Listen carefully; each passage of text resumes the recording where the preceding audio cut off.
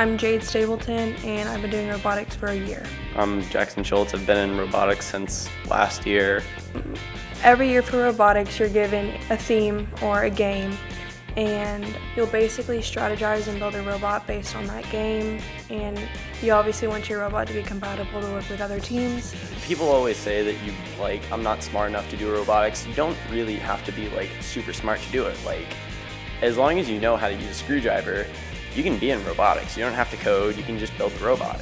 We have a bunch of engineers and people who volunteer who are very willing to teach you how to do this. And right now I'm learning how to code, and it's difficult, but they're walking me through it. Right now, it's kind of off season for robotics. All we're really doing is just getting the new people knowing how the robot works and getting them comfortable with working on the robot or coding, and just getting them ready for the actual season. My favorite part of Robotics Club is definitely seeing the outcome, being able to build it and then not really seeing it progress until you're at competition. You're seeing it grab what it's supposed to grab and move when it's supposed to move, and it's just a really fulfilling thing to see.